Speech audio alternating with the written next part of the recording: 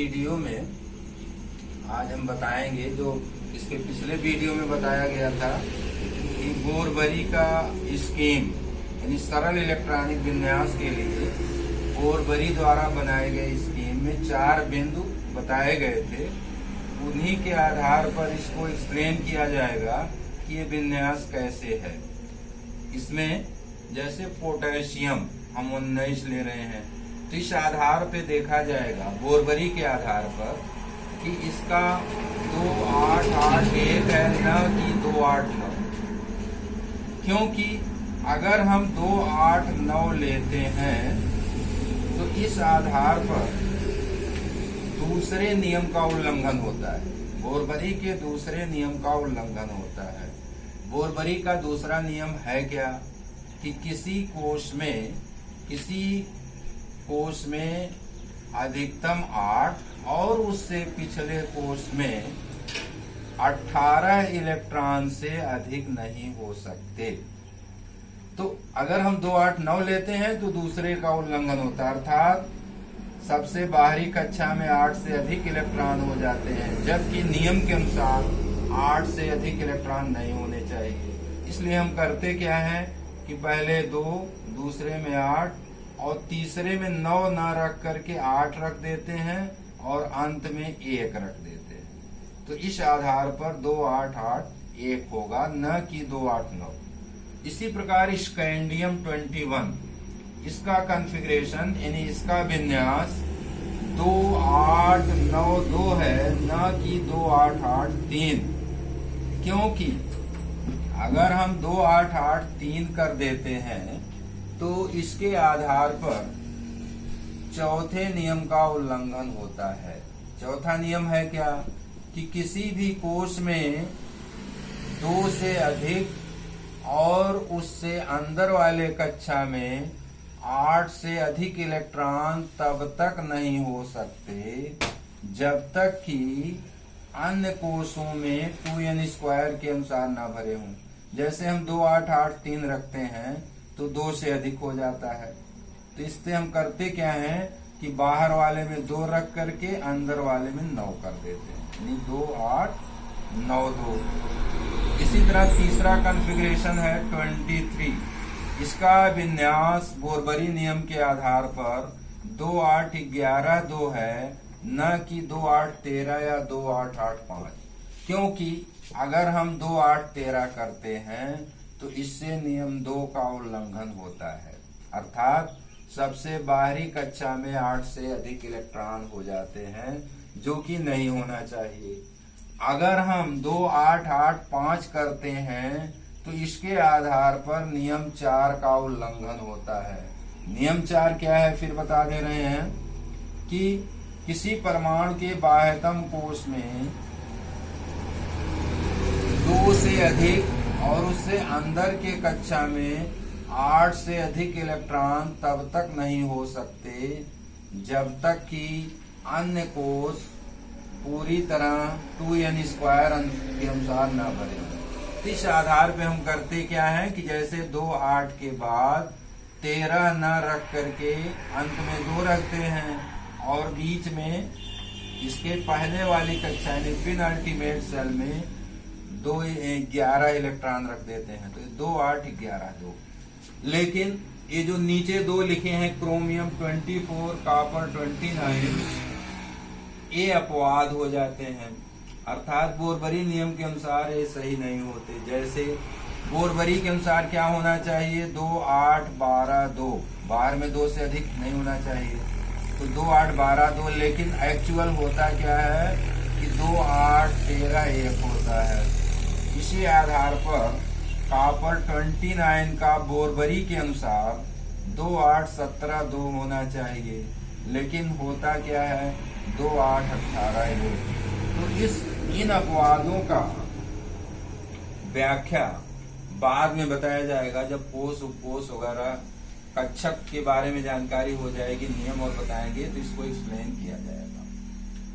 अब हम लोग आते हैं कुछ न्यूमेरिकल क्वेश्चन है, परमाणु क्रमांक और परमाणु भार उस पर आधारित है। जैसा कि बताया गया था परमाणु क्रमांक क्या होता है कि किसी परमाणु के नाभिक में उपस्थित प्रोटॉन या इलेक्ट्रॉन की संख्या। लेकिन प्रोटॉन की संख्या को ही माना जाता है, न कि इलेक्ट्रॉन, क्योंकि परमाणु के रूप में तो प्रोटॉन इलेक्ट्रॉन दोनों सही हैं, लेकिन जब आयन बनने लगेगा तो इलेक्ट्रॉन की संख्या डिस्टर्ब होती है। इस कारण परमाणु क्रमांक में केवल प्रोटॉन को ही माना जाता है। तो इसमें बताया गया था कि पर एक सूत्र होता है, परमाणु भार या द्रव्यमान अंक बराबर परमाणु क्रमांक प्लस न्यूट्रॉन की संख्या। इसी सूत्र पर आधारित हल होंगे। जैसे पहला क्वेश्चन है, समान परमाणु क्रमांक के दो परमाणु x तथा y, दो परमाणु हैं x तथा y की द्रव्यमान संख्याएं क्रमशः 208 तथा 210 हैं। यदि x के नाभिक में 126 न्यूट्रॉन है तो y के नाभिक में न्यूट्रॉनों की संख्या बताइए। देखिए हल में लिखा है सूत्र A = Z + M। A क्या है? परमाणु भार, प्रोटॉन प्लस न्यूट्रॉन होता है। Z परमाणु क्रमांक और N न्यूट्रॉन। तो परमाणु X के लिए A 208 दिया है, A 208 है, N 126। तो सूत्र लगाएंगे, A के स्थान पर 208, Z पता करना है, N के स्थान पे 126। तो Z आपको मिल जाएगा 208 - 126 82, अर्थात X का परमाणु क्रमांक 82 है। और लिखा है समान परमाणु क्रमांक, तो जब हम X का परमाणु क्रमांक 82 ले लिए तो Y का भी परमाणु क्रमांक 82 ही होगा। Y का परमाणु क्रमांक भी 82 होगा क्योंकि समान है। पुनः Y के लिए यही सूत्र लगाएं, A = Z + M। तो Z आपको क्लियर हुआ 82, A है 210, तो N आपका हो जाएगा 210 - 82 बराबर 128। ये न्यूट्रॉनों की संख्या हो गई। परमाणु क्रमांक क्लियर हो गया, इसमें न्यूट्रॉन दिया ही है, इसमें न्यूट्रॉनों की संख्या 128। इसी प्रकार दूसरा क्वेश्चन है, एक अधातु ऋणायन, ऋणायन माने एक इलेक्ट्रॉन अधिक है X- में 36 इलेक्ट्रॉन है, अधातु की द्रव्यमान संख्या 80 है, तो नाभिक में न्यूट्रॉनों की संख्या ज्ञात कीजिए।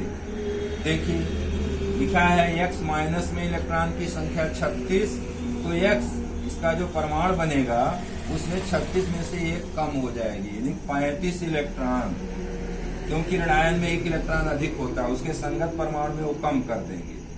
तो अगर इलेक्ट्रॉनों की संख्या 35 है तो इसलिए प्रोटॉनों की संख्या भी 35 होगी, अर्थात X के लिए Z आपको मिल गया 35। फिर सूत्र लगा दीजिए, A = Z + M।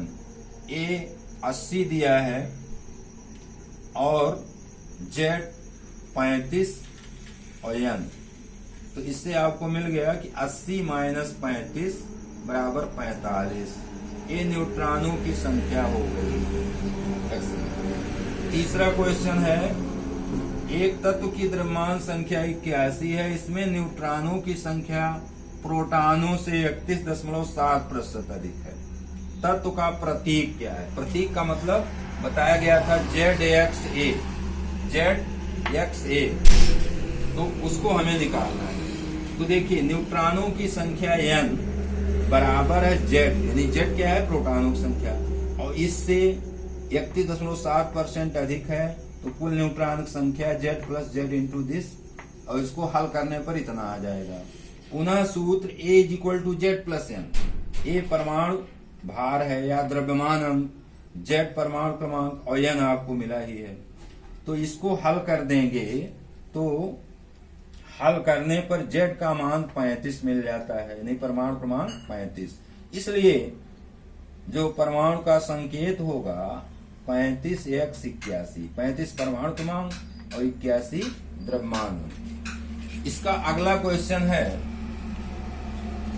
Some neutronic परमाणुओं, 3 परमाणु हैं A, B तथा C, ये सम न्यूट्रॉनिक है, अर्थात इन परमाणुओं के नाभिक में न्यूट्रॉनों की संख्या समान हो, और ये 30, 31, 32 इनके परमाणु क्रमांक द्रव्यमान संख्याएं 30, 31, 32 हैं, और इनके नाभिक में न्यूट्रॉन समान है। दिया है यदि B का परमाणु क्रमांक 15 हो तो A व C का परमाणु क्रमांक ज्ञात कीजिए। तो इसमें हल में लिखा है प्रश्नानुसार B के लिए द्रव्यमान अंक 31 है और परमाणु क्रमांक B का 15 दिया है। तो सूत्र आप लगाएंगे A = Z+N। ये नहीं लिखे क्योंकि ये जो है यहाँ परमाणु का नाम दे दिया, इसलिए द्रव्यमान अंक लिख दिया गया। द्रव्यमान अंक बराबर Z+N। तो 31 और 15 परमाणु क्रमांक B के लिए N, तो N निकल आएगा 16। अब चूंकि सभी परमाणु सम न्यूट्रॉनिक हैं, इसलिए A में भी न्यूट्रॉनों की संख्या 16, B में और C में भी न्यूट्रॉनों की संख्या 16 होगी। अब A के लिए आप सूत्र लगाइए A = Z+N से, तो यहाँ Z आपका 30 और प्लस Z और N मिल गया 16, तो Z यानी परमाणु क्रमांक 14 होगा A के लिए। इसी प्रकार C के लिए 32 प्लस Z = 16, C के लिए द्रव्यमान अंक 32, Z निकालना है, न्यूट्रॉन मिल गया 16, तो Z आपका 16। तो A व C के लिए परमाणु क्रमांक क्रमशः 14 व 16। अब आप लोगों को एक हम दिखाएंगे कि डाल्टन के परमाणुवाद से आधुनिक सिद्धांत तक जो प्रगति हुई वो क्रमशः कैसे हुई, इसके लिए आपको एक चार्ट बनाया गया है। इसके द्वारा हम बता देंगे, इसका डिटेल अगले वीडियो में किया जाएगा। जैसे देखिए डाल्टन से एटम, पहले बताया गया था कि डाल्टन ने बताया कि परमाणु अविभाज्य है, अर्थात इसमें कोई भी परमाणु के अलावा कोई और पार्ट नहीं हो सकता। फिर बाद में जब थोड़ा सा विकास हुआ तो देखिए थॉमसन एक्सपेरिमेंट, थॉमसन ने क्या किया, इलेक्ट्रॉन की खोज किया, फिर गोल्डस्टीन एक्सपेरिमेंट से प्रोटॉन की खोज हुई, चैडविक ने न्यूट्रॉन बनाया। तो अब परमाणु के अंदर प्रोटॉन, न्यूट्रॉन, इलेक्ट्रॉन तीनों आ गए। अब इसके आगे क्या हुआ, फिर लिखा है discovery of nucleus, Rutherford experiment. Rutherford ने प्रयोग किया, नाभिक की खोज किया। तो नाभिक की खोज के बाद यह तय हुआ कि प्रोटॉन, न्यूट्रॉन नाभिक में पाए जाते हैं और इलेक्ट्रॉन नाभिक के चारों ओर विभिन्न कक्षाओं में चक्कर लगाते हैं। अब न्यूक्लियस की खोज के बाद बोर कॉन्सेप्ट आया, यानी डिस्कवरी ऑफ ऑर्बिट। इसके बाद कक्षाओं की प्रगति हुई। तो कक्षाओं में क्या हुआ कि प्रोटॉन, न्यूट्रॉन नाभिक में और इसके बाहर भिन्न भिन्न कक्षाएं होती हैं, इसमें इलेक्ट्रॉन चक्कर लगाते हैं। इसको ऑर्बिट कहा गया, कक्षा का नाम दिया। फिर इसके बाद जब प्रगति हुई, समरफील्ड मॉडल आया, इसमें सब ऑर्बिट यानी कक्षा के अंदर वो कक्षक की भी धारणा आई और समरफील्ड ने इसमें बताया था बाद में। फिर आधुनिक में आ गया concept of quantum numbers. Quantum number में हुआ कि प्रोटॉन, न्यूट्रॉन नाभिक में होते हैं, उसके बाहर जो कक्षाएं हैं वो क्रमशः 3 भाग में बटी होती हैं, ऑर्बिट, सब ऑर्बिट और ऑर्बिटल्स। यानी कक्षा के अंदर उपकोष के अंदर कक्षक। अब ये तो यहाँ से यानी पुराने परमाणु मॉडल से लेके आधुनिक तक ये क्रमशः जो पड़ाव हुए हैं, जो प्रगति हुई है, उसका एक चार्ट है। और अब इसको क्रमशः धीरे धीरे करके आगे डिटेल में बताया जाएगा। तो आज का वीडियो यहीं तक है, इसको आप लोग ध्यानपूर्वक पढ़ लीजिएगा और नेक्स्ट हम एक्सप्लेन करेंगे। जो चार्ट बनाया गया है इसको बारी बारी से एक्सप्लेन किया जाएगा।